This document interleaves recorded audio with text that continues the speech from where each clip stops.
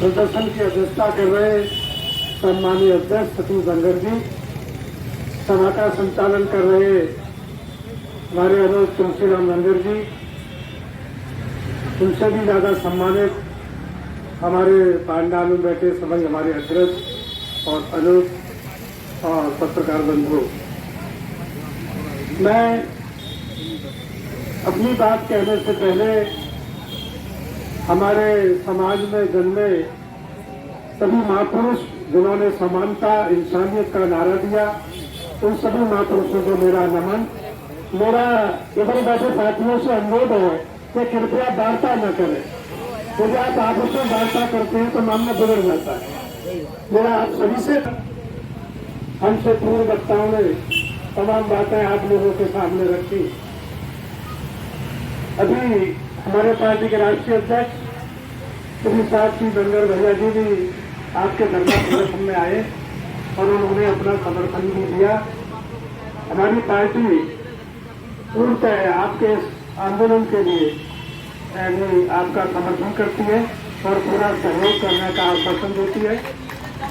जैसा भाई हमारे लक्ष्मण सिंह जी ने, हमारे बड़े भाई ने कहा, मेरा ये मानना है कि आपको मैं याद दिला दूं, जब अहिल्याबाई होलकर पार्क से जेपी जी ने साइकिल यात्रा निकाली तो हम लोग एटा से 200 साइकिल लेके आए और यहीं से शुरुआत हुई। और मैं पेशे से अध्यापक था, मैं ड्यूटी पर था तो मैं सेवानिवृत्त हो गया और बेसिक में था और अपनी जिम्मेदारी लेकर उनके साथ साथ चला। ऐसा नहीं है ये सोचा कि आंदोलन को गति मिले, लेकिन कहीं न कहीं हमारे इन अधूरा कार्यों में खोट हुई। हो सकता है आप लोगों को मेरी बात खराब लग रही हो, लेकिन जो इस आंदोलन के अधूरा कार्य रहे हैं उनके दिल में कहीं कहीं खोट हुई। मैं चाहता हूं श्रेय किसी को मिले, काम तो होना चाहिए। हम केवल इसलिए लड़ रहे हैं कि श्रेय हमको मिले, श्रेय हमको मिले, इसमें हमारा काम बिगड़ रहा है। और पूर्णिया से भी हम उन्हें लेकर के गए जेपी धनगर जी को। पीएल पूर्णिया उस समय अनुसूचित जाति आयोग के राष्ट्रीय अध्यक्ष थे जो कांग्रेस में थे। मैं उस समय पर हमारे साथी है, उनका भी नाम याद दिला दूं, और डीसीसी एटा, उनके माध्यम से हम रीता बोगड़ा के लेकर के 3 बार पूर्णिया जी से मिले। तो जो धांगर शब्द का मेरे पास आज भी ऑर्डर है, उसको हमने धनगर कराया। जो धांगर शब्द लिखा था वो धनगर हुआ है, लेटर भी हमारे पास है, आपका तो सबूत मिले। ये दूसरी बार मिले, एक लेटर राज्य सरकार को लिखा गया पीएल पूर्णिया की तरफ से कि इनके तत्काल प्रमाण पत्र जारी किए जाए। उस समय पर सपा की सरकार थी और एक अध्यादेश जारी हुआ और हमारे समाज के एक नेता, और दुनिया में शायद नहीं है, मंत्री जी विजय बहादुर जी, उनको इसके लिए पूरे प्रदेश में धन्यवाद रैली भी कराई गई और हम लोगों ने उसे बहुत बढ़ चढ़ के हिस्सा लिया, लेकिन प्रमाण पत्र नहीं बने। फिर तीसरी बार जब मिले दुनिया से तो उन्होंने कहा कि हम रिमाइंडर दे चुके हैं, आपका आर्डर हम लिख चुके हैं, हम इससे ज्यादा अब आपकी कोई कार्रवाई करने में असमर्थ हैं। और यहाँ तक उन्होंने कहा गीता जी से कि मैडम क्या आप हमें लड़ने आए, दूसरे मामले में लगा लो। तो उन्होंने कहा हम आपसे लड़ने नहीं आए, हम आपसे अपने अधिकार की बात करने आए हैं कि धनगर समाज के लोगों को इसका हक और न्याय मिलना चाहिए। खैर जो भी हुआ हो, अभी सरकार बनी, इन्होंने वादा किया, इन्होंने भी शासनादेश जारी किया। मैं आप सभी लोगों से निवेदन करना चाहूंगा, सरकार का मुखिया मुख्यमंत्री होता है और मुख्यमंत्री जिस आदेश को करे, क्या उसके कर्मचारियों में हिम्मत है उनके आदेश को न माने? इससे साफ जाहिर होता है कि सरकार के मुखिया और इन कर्मचारियों में कहीं कहीं मिली भगत है। एक तरफ ये कहा जाता है धन जारी कर दो और एक तरफ कर जाता है कि न करो। जैसे हमारे वकील साहब को होता, तो हमारे एक वकील साहब है एका में, अब नाम नहीं होगा, तो वो कहेंगे बेटा 4 ले आना, 4 ले आना, और हाथ में हिला देते हैं। ऐसा मुझे लग रहा है।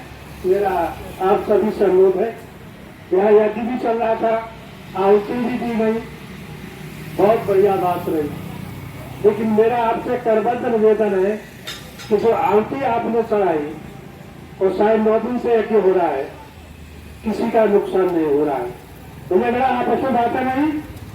मैं फिर एक निवेदन करना चाहूंगा, जैसे आप अपने वोट की आहुति जिधर दे रहे हो उधर से हटा लो, गारंटी देता हूं कि आहुति आपकी स्वीकार हो जाएगी। हम बहुत धमकी देते हैं, उदाहरण दूं गणेशर पर, अभी जब विधानसभा के चुनाव हुए तो भाजपा से 3 लोग टिकट मांग रहे थे, जिन पर धनगर सर्टिफिकेट थे। एक थे तेजेंद्र सिंह नगराही प्रधान जी, जिला परिषद सदस्य भी है इस समय वो। एक थे राधेश्याम दरियाहार बघेल नगर से, एक सज्जन और थे, किसी को टिकट नहीं मिली। समाजवादी पार्टी से अब तो दुनिया में नहीं है, हमारे बड़े भाई तहसीलदार सिंह जी, उनकी छोटे भाई की पत्नी राजकुमारी मंडल जी और एक और थे तीसरे, 3 लोग मांग रहे थे, किसी को टिकट नहीं मिली। बसपा ने तो आपको गिना ही नहीं था। कांग्रेस से मांग रहे थे सूर सिंह जी, एक और थे जो मांग रहे थे, किसी भी पार्टी ने टिकट नहीं दी। तो बहुत बड़ा आक्रोश लगा, ये लगा कि गणेशर से बदलाव होगा। सब इकट्ठे हुए कि अब अपना प्रत्याशी उतरना चाहिए। जब धनगर को किसी ने नहीं गिनाए, वो 7,000 वोट है वो हम अपना इकट्ठा करें। बहुत ध्यान देने योग्य बात है कि जब आपकी पार्टी से आपका धनगर प्रत्याशी चुनाव मैदान में निकला तो वोट पड़े 800 कुछ गणेशर पर। धनगरों के वोट जो पड़े पूरी विधानसभा में वोट पड़े 800 कुछ, और बहुत दिन भाग रहे थे हम 50,000, और यदि आपने 20,000 वोट डाल दिए होते तभी एमएलए नहीं बनता। लेकिन एक मैसेज आता कि धनगरों में हमने टिकट नहीं दी, इसका आक्रोश है, 20,000 वोट चले गए, तो हो सकता है जो जीतने को है, जो जीता है वो हार जाता और जो हारे हैं वो जीत जाता। लेकिन आपका एक मैसेज जरूर जाता। हम बहुत कहते हैं हम 2 लाख हैं, एक हमने जो सर्वे किया एटा लोकसभा में तो लगभग 2,10,000 वोटर है समाज का। कहते हमें कोई गिनता ही नहीं, हमें कोई हिस्सा ही नहीं देता। हिस्सा क्यों देते? जब आप हिस्सा लेना ही नहीं चाहते। और हिस्सा मिलेगा वोट से, क्या लक्ष्य से मिलेगा, क्या आपके पैसे से मिलेगा? और जिस दिन आप अपना वोट तय कर लें, अभी हमने नगर पालिका लड़ाई थी, यहाँ पर भूपेंद्र की पत्नी को हमने लड़ाया, मेरा 5 दिन रहा, और 20 गांव में गया तो बोले साहब आपकी पार्टी धनगर का आंदोलन का तो कोई नहीं करती। तो हमने कहा नहीं किया, आपने जब धरना आंदोलन हुआ अमरवार आए कि साहब ऐसे में फिर ज्यादातर लोगों की राय ये आई, हमने जो पता किया कि भाई हम किसी दल के नाम से इकट्ठे नहीं होंगे। ये कहा हम किसी दल के बैनर के तले इकट्ठे नहीं होंगे। तो मैंने कहा भैया कैसे इकट्ठे होंगे वैसे बताओ।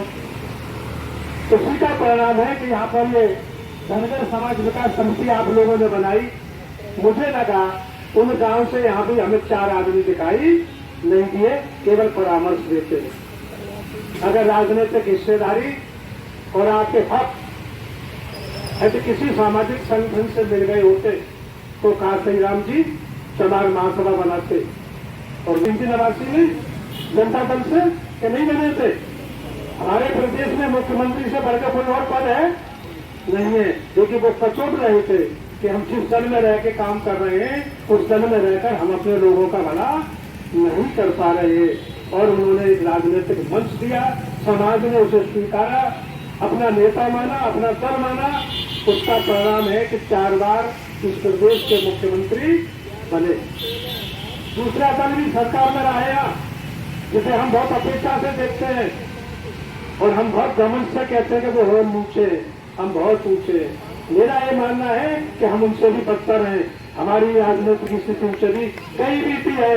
वो समझ गए, इकट्ठे हुए, उन्होंने अपने नेता को स्वीकार किया और अपने दल को माना, 4 बार मुख्यमंत्री बनी। ऐसा तो नहीं मैं झूठ कह रहा हूँ, आप कब करेंगे? एक बार करके देख लीजिए। हमारे तो बुजुर्ग 77 साल से जीतने को वोट देते रहे, पहाड़ की चोटी में वोट डाला है। किसी से बात कर लो बड़े बूढ़े से, लड़ा जीत तो रही ना हो तो हम तो बाय वोट देंगे तो जीत रहोगे। उसे भी वोट दिया 75 साल से, चाहे 37 बार आपने एमएलए को वोट दिया, 37 बार एमपी को वोट दिया, लेकिन परिणाम शून्य रहा। ये तो परिणाम शून्य रहा हो तो हम जिस ट्रैक पर चल रहे, जिस रास्ते पर चल रहे हैं, वो रास्ता मान्यवर गलत है। फिर हमको उस रास्ते पर चलने के लिए पुनर्विचार करना होगा। और पुनर्विचार यही है, हम तो कहते हैं, हमने सब जगह कहा कि या तो आप हमारी बात मान लो, या फिर अगर आप हमसे अपनी बात मनवाओ। रास्ता तो बताओ। रास्ता एक ही है कि जिस दिन आप अपना नेता चुनने और अपना दल मानने, हर व्यक्ति में कमियां हैं, आपके व्यक्ति में भी कमी होगी, उसी दिन आपका काम बन जाएगा, उसी दिन आपके हक मिलेंगे।